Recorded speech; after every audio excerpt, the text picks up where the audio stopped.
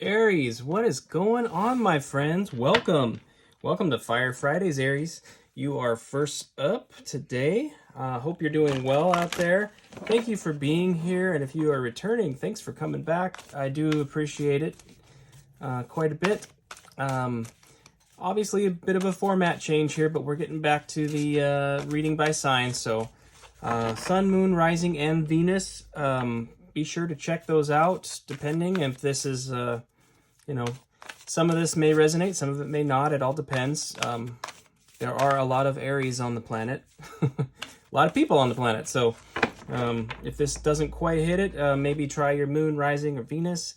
But we'll get right into it here. I'm kicking it off with a Rumi quote. I've been enjoying doing this and just enjoying the wisdom. And also it kind of is framing the reading a little bit sometimes. So we'll see.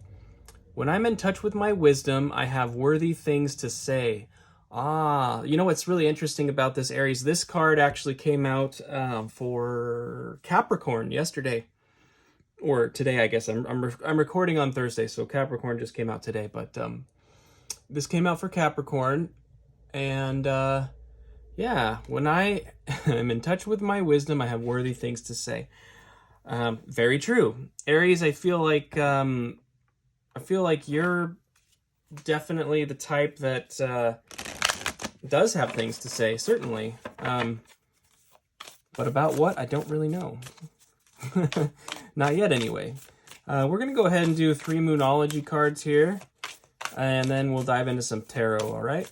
Well, let's get into it. Yeah, I've changed the format a lot. I was reading pretty much just tarot exclusively for a very long time, and I've just kind of recently gotten into these oracles. And I do enjoy them. I think they're helping kind of, I don't know, shaking up the style of reading's been kind of beneficial, I think, and different messages are coming forward. So, okay. A win-win outcome is forecast. Full moon in Libra. Right on. That's always a good thing. Believe in the impossible. Blue moon. Okay. Work through your fears. New moon in Scorpio. Okay, interesting. Underlying the deck here is luck is on your side. New moon in Sagittarius. Okay. Well, what it seems like here is there's some kind of situation that you may be working through with another person, career, whatever, that is I don't know, there could be some hesitation or some fear or some reluctance on your side of it, but I think that's why this card has come forward. When I'm in touch with my wisdom, I have worthy things to say. I feel like maybe there's something regarding confidence in your words or what needs to be said. So to see this, I think really what Spirit's trying to say here for you, Aries, is just simply that there is something really good coming, and you need to have confidence in that, I guess. Faith in Spirit, but also faith in yourself, more importantly. In this circumstance, like whatever's needing to be negotiated or worked out is going to be a win-win, So in the odds, it appears that the odds are sort of stacked against you. It would appear, and that there might be some concerns there, but there's definitely something. Okay, so I like that. When I'm in touch with my wisdom, I have worthy things to say. I like that. All right, so we're going to do a little tarot here. This card jumped out face up. It's the beautiful, beautiful Two of Cups. I've said it before. I'll say it again. This is my favorite Two of Cups that I've ever seen in any deck. It's so brilliant to me. I just love it. Okay, so a win-win outcome is forecast. Two of Cups. You do have, this, again, a partnership. So it obviously could be romantic, but it could also represent business. It could represent friendships. It could even be between you and a family member. Mother, father, son, daughter, something like that. So there could be some kind of circumstance there. I'm going to go ahead and pull. Here they are. Okay. Look at that. All right. Aries, the Emperor. This is your card, by the way. The Emperor. Absolutely fabulous. I love it. Okay, so believe in the impossible. We have the Emperor. Yeah, don't forget who you are. Certainly. You are, you're very, your tendency is to be naturally gifted in pursuit of your desires, you know. The Emperor is very much gaining ground, you know, out and expanding. So, um, I would imagine that this has something to do with a certain relationship, but you're approaching it with the mindset of things working in your favor, and as you should, Aries. And then finally here we've got the Page of Wands on work through any fears. Now the Page of Wands is the messenger of fire, but also the Page of Wands can represent like recalibrating and refocusing on what is your priority. You know, the Page of Wands is only has a single wand, only one, you know. The card that precedes it is the Ten of Wands, and that is a card where you've got all these burdens that need to be released. So this is sort of coming through that, like some burdens have been released and you're back to recalibrating your focus to something primary here, which appears to be something regarding a relationship in your life. Underlying the deck is the Fool. I like this. The Fool is a brilliant card. It's obviously the beginning of a major arcana journey, a significant journey in your life.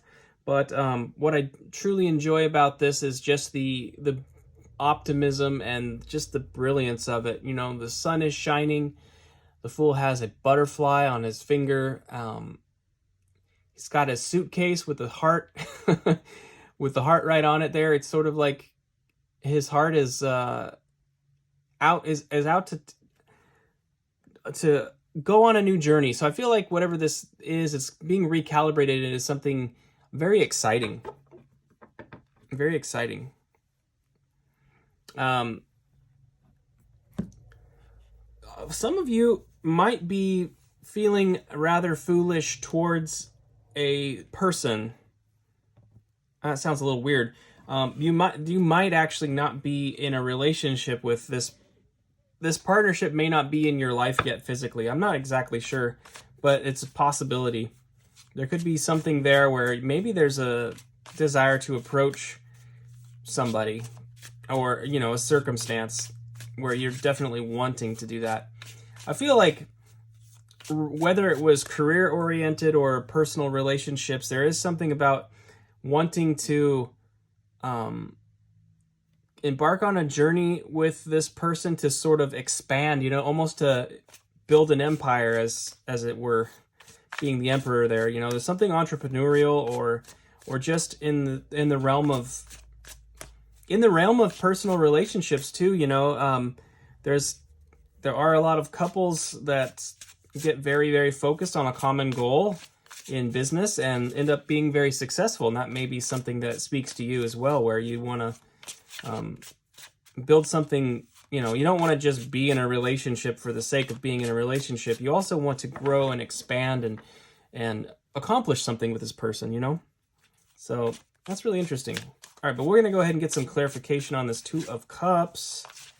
Using the Aquarian Tarot, this is a vintage Aquarian Tarot deck from 1971, and it's got a unique history, and I recently got it as a gift, and I think it's really cool. It's a very special deck. So, all right, regarding the Two of Cups, we have the Five of Cups. So something I alluded to earlier was there could have been a setback, you know, with somebody or something. You know, there's some emotional pain here. What is of note, though, is the Two of Cups are upright. You know, we are clarifying the Two of Cups, and we've got these two cups upright here. So there could be something new. There could be something that has fallen apart, but there's something new just behind you, basically. All right, we've got the Queen of Swords. Air signs, obviously, but the Queen of Swords is a very sharp and perceptive queen. She's got a lot of insight and intuition, definitely, but doesn't, you know, is willing to cut things out of our life that doesn't serve, basically. And then we've got the Four of Swords. This is rest and recovery after a heartbreak or a setback, right? This knight is resting after a battle, basically, that maybe didn't go so well, if you can think of it that way. But while in this position of rest, there is time to reflect, to gain insights, and to kind of, again, recalibrate those desires, manifest, things like that. Sort of the Page of Wands energy over here. What I'm guessing, Aries, is that for some of you, there was a person in the past that needed to be cut out of your life in some way, and it was a difficult thing to do, but you've succeeded in doing that, and it seems to be putting you in a position of being open and available to a new relationship, certainly, but a new opportunity. And even if this is about mending a relationship, it could be for some of you that this has more to do with just simply healing something from the past. I don't really know yet. We're going to go ahead and clarify the Emperor here. We've got, how many cards? We actually have 4 here that came out, so we'll take a look. We have the Three of Rods, or the Three of Wands. This is about a journey. It's long-term goals, okay? So the Three of Rods, you've got the person there looking off into the distance, and basically it's talking about having a goal in mind and being ready to take a journey towards that goal. But it's something that you envision off in the distance here. It may feel like it's off in the distance. We don't really know yet. And then we've got the King of Cups. So there is a call to emotional maturity and emotional mastery, to tap into your emotions here. King of Cups is a bit of a juxtaposition from like the Emperor or the King of Wands, Aries. So there's something here about the emotional state as well. We've got the Page of Rods. So this is the Page of Wands again. So this is the second time it's come out. Again, a recalibration on what is truly important to you. And as you do that, there is healing. There's a spiritual rejuvenation, I think, that happens when we're able to sort of cut all of the superfluous things out of our lives and refocus on what we really want and gain an understanding of it. And then we have the Page of Swords. The Page of Swords is basically a message of desiring communication, clear communication, honest communication, open communication, and healthy boundary setting within communications as well. I think that's interesting because over the Believe in the Impossible card, I feel like this situation was one that was very difficult, and it probably got kind of tense. Obviously got tense, and I think there's definitely been some fallout. It does feel like for some of you, it is about a past relationship or a current relationship that's gone through a rough patch, and there may be some concern and fear that things are not going in the right direction, right? And that healing or reconciliation or whatever can't happen, but I do believe it can. Okay, let's get into the Page of Wands here. We have the Five of Pentacles. So yeah, there's setback again. This is the card of being left out in the cold. You can see the 2 people are outside of the building there, which this card is a little different than your traditional rider in that the building almost looks like sky or something. That's kind of unique. But basically it's the feeling, it's like the feeling of being left out, which I think is probably what's being recalibrated here. We have Judgment. Yeah, this is really like a divine intervention on your life where Spirit is helping you find your reestablish your true north, so to speak. Basically figuring out recalibrating to what your true purpose is in life in a lot of ways. It's cutting through the fluff, it's the things that have been buried for a long time that weren't meant to be are being resurrected, and the things that need to be removed from your life are being removed. It's a pretty heavy card, but it's not heavy in a negative sense. It's a very positive thing. It's literally something you can have faith in. If those things are, if things are being taken out of your life that that are maybe hard to let go of, but they're things you know aren't good for you. It's like that's actually a very beautiful, as painful as it may be at the time, it's such a good thing because it's really setting you up for success in the long term. And then we have the Seven of Swords here. Okay. Seven of Swords is sometimes thought of as a card of deceit or trickery or dishonesty. This one is a little different to me in that it's not very sneaky looking, is it? It's sort of I kind of feel like taking those 5 swords away, like he's doing. I mean, that's 5 less swords that can be used to cut another person. You know, in this case, it feels like it's actually something that's bringing peace into the situation. You're sort of removing the swords that, you know, that could potentially hurt, right? Words, sharp words can hurt people we love, and I kind of feel like that's been what's going on here in this situation. Underlying the deck here is the Seven of Rods. The Seven of Rods is a card of, being brave and standing your ground.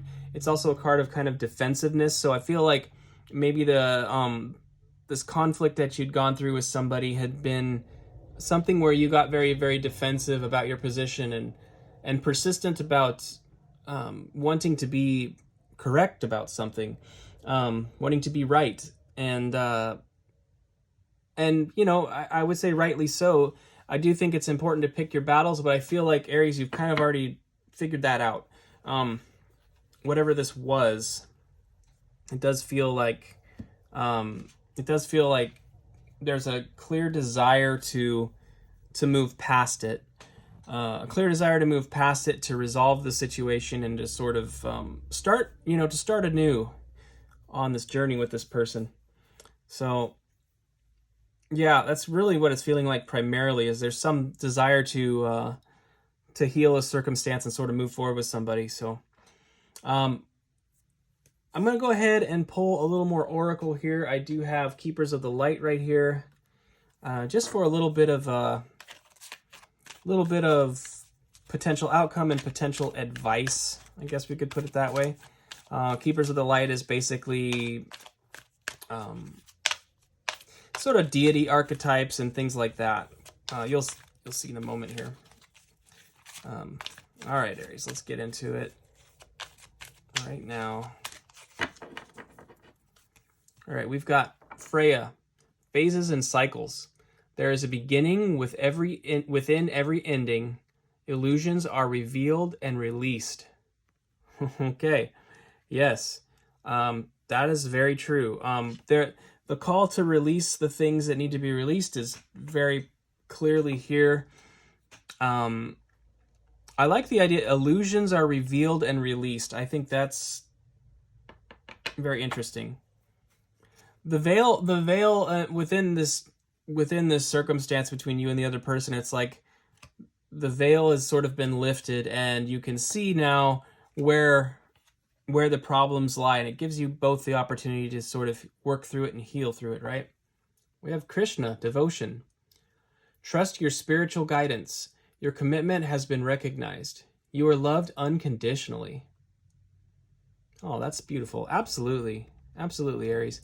I feel like that you're loved unconditionally it's not just within the realm of spirit and everything. It's about this dynamic too. Underneath the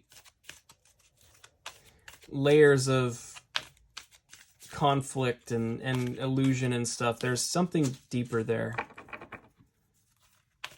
Your commitment has been recognized. See, I like that too. Your commitment has been recognized, and you are committed to this. You're committed to making this outcome very positive, and spirit's with you too. Judgment and the moonology that we saw.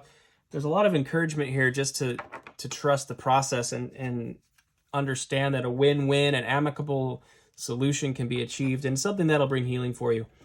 Then we have Radha, soul flame. I just rolled my R. Did you hear that? Maybe that's how you pronounce it. I don't know. Radha, soul flame. Rediscover a lost part of yourself. Experience relationship harmony and healing. Wow. Rediscover a lost part of yourself. Experience relationship harmony and healing. Oh, that's exactly what we've been talking about, isn't it? That's fascinating. All right, Aries, that's beautiful. I mean, if I'm looking at this whole thing, these three cards collectively, it's basically saying it's trust the unconditional love of the universe, trust the fact that there's going to be relationship harmony and healing, of course, and also to understand the beginning and ending of every cycle. You know, don't be afraid. Don't be afraid to get into the nitty gritty with healing this circumstance, because it will be healed and it will be a positive outcome. Underneath the deck here, underlying is Horus, Cosmic Gateway. Your thoughts are magnetic and powerful. Miraculous changes are occurring. Let me hold that in the correct space there, sorry. Absolutely. Your thoughts are magnetic and powerful. Miraculous changes are occurring. That is a good reminder about your thought life. If you're getting negative about the circumstance, just be mindful of the fact that the negative thoughts aren't actually helping you in any way. And that's as you're in this period of rest and reflection, you know, bear that in mind. You know, try to frame your thought patterns into potential solutions rather than just focusing on the problems, you know. Okay, Aries, that's what I have for you. Thanks for being with me today. I do appreciate your time, and I hope this was helpful. If this resonated, please hit the like button. I would greatly appreciate it. It just shows an energy exchange and demonstrates that you're appreciating my effort here. And I hope to see you next time, Aries. So thank you so much for being here. Have a beautiful week. Best of luck with this energy, and enjoy your day.